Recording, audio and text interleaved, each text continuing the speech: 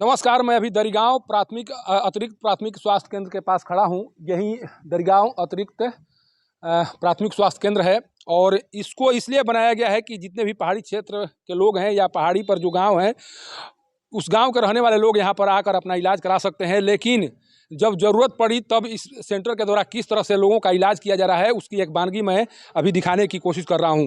सोचिए कि अभी दरिगांव बाज़ार में डायरिया का प्रकोप बहुत तेज़ी से बढ़ रहा है और लगातार यहाँ से 1 दर्जन से ज़्यादा मरीज प्रभावित होकर इलाज कराने के लिए अलग अलग स्वास्थ्य केंद्रों पर जा रहे हैं। लेकिन इस स्वास्थ्य केंद्र पर किसी भी मरीज का इलाज नहीं हो रहा है।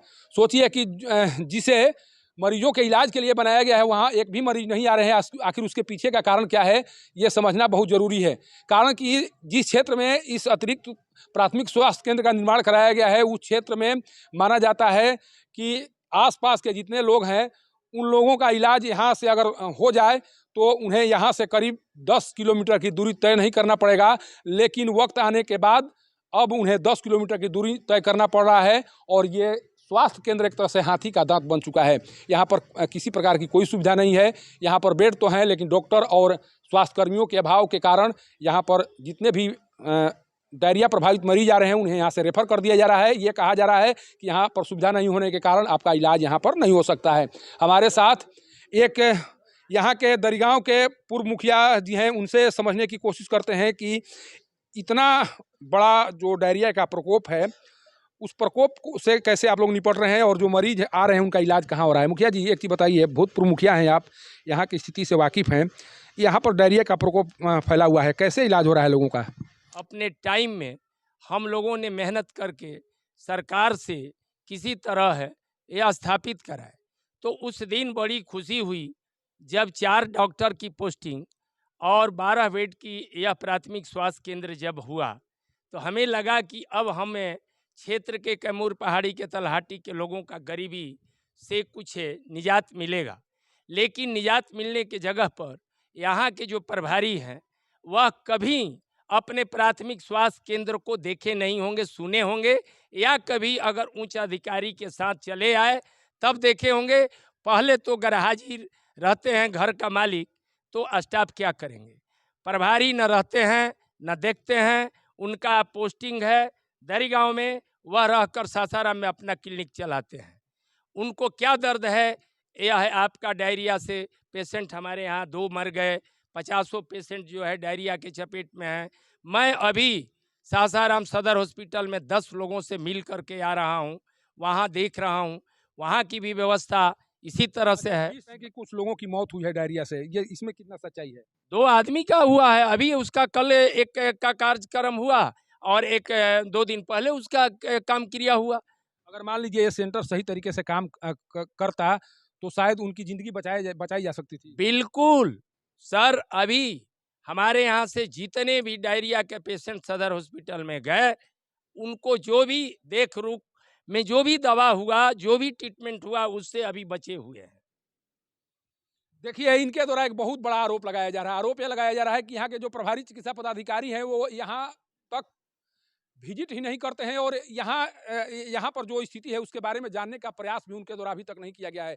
इनके द्वारा आरोप लगाया जा रहा है कि अगर ये सेंटर सही तरीके से काम करता तो शायद 2 युवक की जान गई है, उनकी जान नहीं जाती।